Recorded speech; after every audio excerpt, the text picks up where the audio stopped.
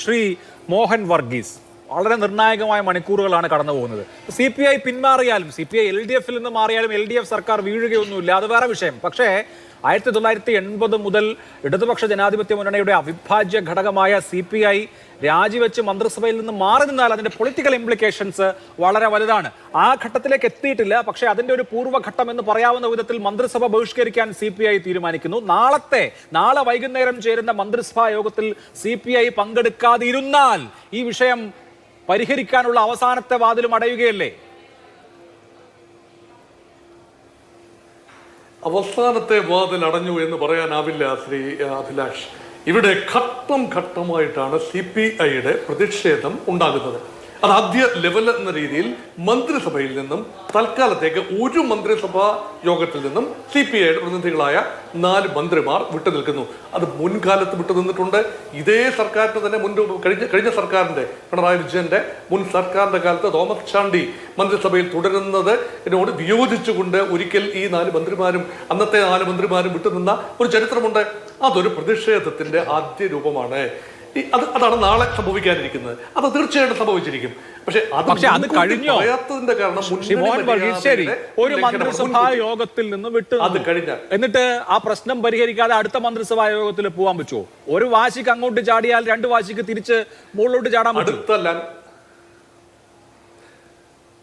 അവിടെയാണ് അടുത്ത land mark എന്ന് പറയുന്നത്. ഈ 4-ാം തീയതി, നവംബർ മാസം 4-ാം തീയതി കൂടുന്ന കമ്മിറ്റി, CPIയുടെ സ്റ്റേറ്റ് കൗൺസിൽ മീറ്റിംഗ്. ആ സ്റ്റേറ്റ് കൗൺസിൽ മീറ്റിംഗിന് മുൻപായി, അതാണ് അൾട്ടിമേറ്റം കൊടുത്തിരിക്കുന്നത് CPIയുടെ ഭാഗത്ത് നിന്ന് CPMന് കൊടുത്തിരിക്കുന്ന അൾട്ടിമേറ്റം. ആ വാക്ക് ഞാൻ ഉപയോഗിക്കുകയാണ്. അൾട്ടിമേറ്റം 4-ാം തീയതിക്ക് മുമ്പ് വ്യക്തമായ ചില ഉറപ്പുകൾ, പിന്മാറും എന്ന ഉറപ്പ് ഒരുപക്ഷെ ലഭിക്കില്ലായിരിക്കാം. ആ പിന്മാറുന്നതിന് പകരം ചില ഉറപ്പുകൾ, നിബന്ധനകൾ പാലിക്കില്ല എന്നതിന്റെ കൃത്യമായ കാര്യങ്ങൾ അത് CPIയെ ബോധ്യപ്പെടുത്താൻ CPMന് കഴിയും എങ്കിൽ ഒരുപക്ഷെ 4-ാം തീയതി പ്രശ്നപരിഹാരത്തിന്റെ ആദ്യ ഘട്ടമാകും. 5-ാം തീയതി അത് വലിയ സമ്മർദ്ദ തന്ത്രമാണ്. 4-ാം തീയതി എന്ന് പറയുന്നത് നവംബർ മാസം 5-ാം തീയതിയാണ് തദ്ദേശ സ്വയംഭരണ തെരഞ്ഞെടുപ്പിനുള്ള വിജ്ഞാപനം വരേണ്ടത്. ഈ ആഴ്ചയൊക്കെ, ഈ അടുത്ത് വരുന്ന ആഴ്ചയൊക്കെ തന്നെ സീറ്റ് വിഭജനവുമായി ബന്ധപ്പെട്ട്, അധികാര പങ്കിടലുമായി ബന്ധപ്പെട്ട് ഈ ഗ്രാസ് റൂട്ട് ലെവലിലുള്ള എല്ലാ ചർച്ചകളും നടക്കേണ്ട ഈ സമയത്ത് ഈ പ്രതിസന്ധി മൂർച്ഛിപ്പിക്കാൻ CPM ഒരിക്കലും ആഗ്രഹിക്കില്ല. അതേസമയം CPIയെ സംബന്ധിച്ചിടത്തോളം വിലപേശലിനുള്ള സാമാന്യം നല്ല അന്തരീക്ഷമുണ്ട്.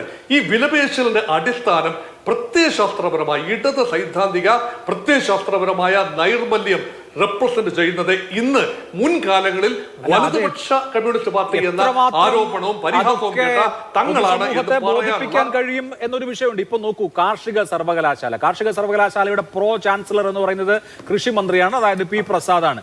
അവിടെയാണ് ഈ പറഞ്ഞ NEP അതിന്റെ എല്ലാ രൂപത്തിലും നടപ്പാക്കുന്നത്. അവിടുത്തെ B. അശോക് എന്ന വൈസ് ചാൻസലർ നടപ്പാക്കുന്ന കാര്യത്തിൽ പ്രോ ചാൻസലർക്ക് എന്തെങ്കിലും ഉത്തരവുണ്ടോ, അല്ലെങ്കിൽ ഏതെങ്കിലും തരത്തിലുള്ള റോൾ ഉണ്ടോ എന്ന് ചോദിച്ചാൽ അവിടെ നോക്കൂ, ഈ പറഞ്ഞ NEP വിഭാവനം ചെയ്യുന്ന മറ്റ് സർവകലാശാലകൾ നടപ്പാക്കാത്ത പരിപാടി തുടങ്ങിയിട്ട് 1-ാം വർഷ വിദ്യാർത്ഥികൾക്ക് ദീക്ഷാ സ്വീകരണ പരിപാടി, അതുപോലെ പാരമ്പര്യ പ്രകൃതിദത്ത കൃഷി രീതിയിലേക്കുള്ള അത് പഠിപ്പിക്കുന്ന ഏർപ്പാട് തുടങ്ങി എന്താണോ NEP വിഭാവനം ചെയ്യുന്നത് അതെല്ലാം CPIയുടെ ചുമതലയിലുള്ള, അല്ലെങ്കിൽ CPI മന്ത്രി നയിക്കുന്ന സർവകലാശാലയിൽ നടക്കുമ്പോൾ ബാക്കി ഒരിടത്തും കാവ്യവൽക്കരണം പറ്റില്ല എന്നൊക്കെ നിലപാടെടുത്തത് ഫലിപ്പിക്കാൻ CPIക്ക് കഴിയോ? അത് ന്യായമായ ഒരു സംശയമാണ്. ഇവിടെ നോക്കൂ, കൃഷി മാതിരിയല്ല വിദ്യാഭ്യാസം, ആരോഗ്യം പോലെ അല്ല വിദ്യാഭ്യാസം. അതുകൊണ്ട് ഭക്ഷ്യവിതരണ വകുപ്പ് CPIയുടെയാണ്, ആരോഗ്യം CPMന്റേതാണ്. കൃഷി തീർച്ചയായും പരമ്പരാഗതമായി തന്നെ CPIയുടെ മന്ത്രിമാർ ഭരിച്ചിരുന്ന വകുപ്പാണ്. ഇവിടെയൊക്കെ ഉണ്ടാകുന്ന കാവ്യവൽക്കരണം, അല്ലെ വിതിൻ കോട്സ് കാവ്യവൽക്കരണം സംഭവിച്ചാൽ അതൊരു സാങ്കേതികമായ ഒരു കാര്യം മാത്രമാണ്. കാര്യമായ ഒന്നും സംഭവിക്കാനില്ല. പക്ഷെ പാഠ്യപദ്ധതിയിലെ പരിഷ്കരണം ഉൾപ്പെടെ, വ്യതിയാനങ്ങൾ ഉൾപ്പെടെ, കേരള അഗ്രികൾച്ചറൽ യൂണിവേഴ്സിറ്റിയെ കുറിച്ചാണ്, തൃശ്ശൂരിലെ കേരള അഗ്രികൾച്ചറൽ യൂണിവേഴ്സിറ്റിയെ കുറിച്ചാണ് ഞാൻ പറഞ്ഞത്. അതിന്റെ പ്രോ ചാൻസലർ കൃഷി മന്ത്രിയാണല്ലോ. അതെ, ഇവിടെ കേന്ദ്ര നയങ്ങൾ സ്വീകരിക്കാവുന്ന നയങ്ങൾ സ്വീകരിക്കാനും തിരസ്കരിക്കേണ്ടത് തിരസ്കരിക്കാനും സാധിക്കുക എന്നതാണല്ലോ ഔചിത്യബോധം. അത് ഇടതുപക്ഷ പാർട്ടികളാണ് എന്നതുകൊണ്ട് മാത്രം കേന്ദ്രം ഭരിക്കുന്ന BJP നയങ്ങൾ പൂർണ്ണമായി തള്ളിക്കളയണമെന്നില്ലല്ലോ.